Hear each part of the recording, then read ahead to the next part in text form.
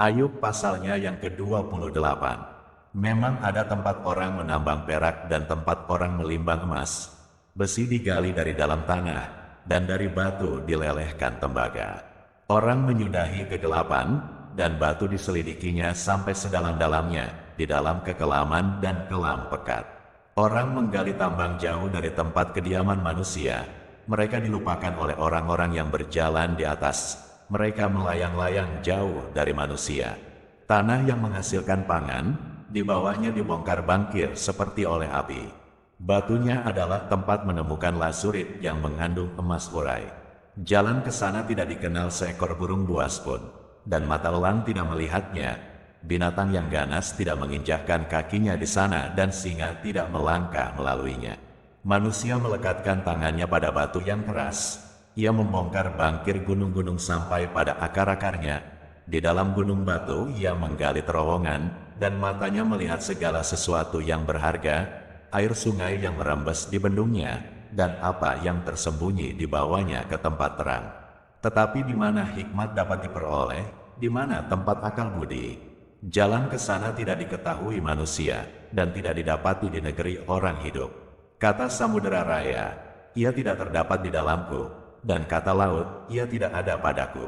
Untuk gantinya tidak dapat diberikan emas murni, dan harganya tidak dapat ditimbang dengan perak. Ia tidak dapat dinilai dengan emas Ofir, ataupun dengan permata krisopras yang mahal atau dengan permata lazurit, tidak dapat diimbangi oleh emas, atau kaca, ataupun ditukar dengan permata dari emas tua.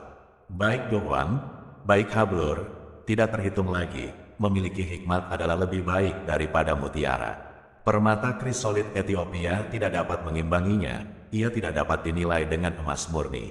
Hikmat itu, dari manakah datangnya, atau akal budi, di manakah tempatnya? Ia terlindung dari mata segala yang hidup, bahkan tersembunyi bagi burung di udara. Kebinasaan dan maut berkata, hanya desas-desusnya yang sampai ke telinga kami. Allah mengetahui jalan ke sana, ia juga mengenal tempat kediamannya. Karena ia memandang sampai ke ujung-ujung bumi, dan melihat segala sesuatu yang ada di kolong langit. Ketika ia menetapkan kekuatan angin, dan mengatur banyaknya air. Ketika ia membuat ketetapan bagi hujan, dan jalan bagi kilat guru. Ketika itulah ia melihat hikmat, lalu memberitakannya, menetapkannya, bahkan menyelidikinya. Tetapi kepada manusia ia berfirman, sesungguhnya, takut akan Tuhan, itulah hikmat, dan menjauhi kejahatan itulah akal budi. Ayub pasalnya yang ke-29.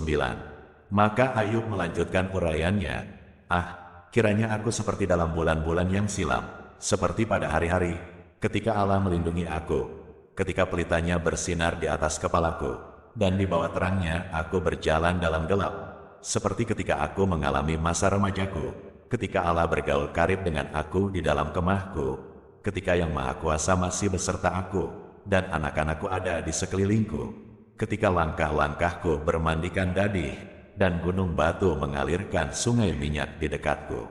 Apabila aku keluar ke pintu gerbang kota, dan menyediakan tempat dudukku di tengah-tengah lapangan, maka ketika aku kelihatan, mundurlah orang-orang muda dan bangkitlah orang-orang yang sudah lanjut umurnya, lalu tinggal berdiri, para pembesar berhenti bicara, dan menutup mulut mereka dengan tangan. Suara para pemuka membisu, dan lidah mereka melekat pada langit-langitnya. Apabila telinga mendengar tentang aku, maka aku disebut berbahagia, dan apabila mata melihat, maka aku dipuji. Karena aku menyelamatkan orang sengsara yang berteriak minta tolong, juga anak piatu yang tidak ada penolongnya. Aku mendapat ucapan berkat dari orang yang nyaris binasa, dan hati seorang janda kubuat bersukaria. Aku berpakaian kebenaran dan keadilan menutupi aku seperti jubah dan serban. Aku menjadi mata bagi orang buta, dan kaki bagi orang lumpuh. Aku menjadi bapa bagi orang miskin, dan perkara orang yang tidak kukenal, kuselidiki. Geraham orang curang kuremuk, dan merebut mangsanya dari giginya. Pikirku, bersama-sama dengan sarangku aku akan binasa, dan memperbanyak hari-hariku seperti burung feniks. Akarku mencapai air, dan embun bermalam di atas ranting-rantingku. Kemuliaanku selalu baru padaku, dan busurku kuat kembali di tanganku. Kepadakulah orang mendengar sambil menanti, Dengan diam mereka mendengarkan nasihatku. Sehabis bicaraku tiada seorang pun angkat bicara lagi, dan perkataanku menetes ke atas mereka. Orang menantikan aku seperti menantikan hujan, dan menadahkan mulutnya seperti menadah hujan pada akhir musim. Aku tersenyum kepada mereka, ketika mereka putus asa, dan seri mukaku tidak dapat disuramkan mereka. Aku menentukan jalan mereka dan duduk sebagai pemimpin.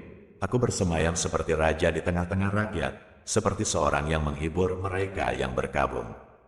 Ayub pasalnya yang ke-30.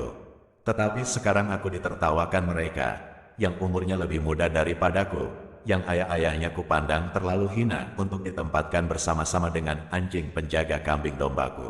Lagi pula, apakah gunanya bagiku kekuatan tangan mereka? Mereka sudah kehabisan tenaga. Mereka merana karena kekurangan dan kelaparan, mengerumit tanah yang kering, belukar di gurun dan padang belantara. Mereka memetik gelang laut dari antara semak-semak, dan akar pohon arar menjadi makanan mereka. Mereka diusir dari pergaulan hidup, dan orang berteriak-teriak terhadap mereka seperti terhadap pencuri. Di lembah-lembah yang mengerikan mereka harus diam, di dalam celah-celah tanah dan sela-sela gunung. Di antara semak-semak mereka meraung-raung, mereka berkelompok di bawah jeruju. Mereka itulah orang-orang bebal yang tak dikenal, yang didepak dari negeri. Tetapi sekarang aku menjadi sajak sindiran dan ejekan mereka. Mereka mengejikan aku, menjauhkan diri daripadaku. Mereka tidak menahan diri meludahi mukaku. Karena tali kemahku telah dilepaskan Allah dan aku direndahkannya, dan mereka tidak mengekang diri terhadap aku. Di sebelah kananku muncul gerombolan, dikaitnya kakiku, dan dirintisnya jalan kebinasaan terhadap aku. Mereka membongkar jalanku dan mengusahakan kejatuhanku. Tidak ada yang menghalang-halangi mereka. Seperti melalui tembok yang terbelah lebar mereka menyerbu. Mereka datang bergelombang di tengah-tengah keruntuhan. Kedahsyatan ditimpakan kepadaku, kemuliaanku diterbangkan seperti oleh angin, dan bahagiaku melayang hilang seperti awan. Oleh sebab itu jiwaku hancur dalam diriku. Hari-hari kesengsaraan mencekam aku. Pada waktu malam tulang-tulangku seperti digerogoti, dan rasa nyeri yang menusuk tak kunjung berhenti. Oleh kekerasan yang tak terlawan koyaklah pakaianku dan menggelambir sekelilingku seperti kemeja. Ia telah menghempaskan aku ke dalam lumpur, dan aku sudah menyerupai debu dan abu. Aku berseru minta tolong kepadamu, tetapi engkau tidak menjawab. Aku berdiri menanti, tetapi engkau tidak menghiraukan aku.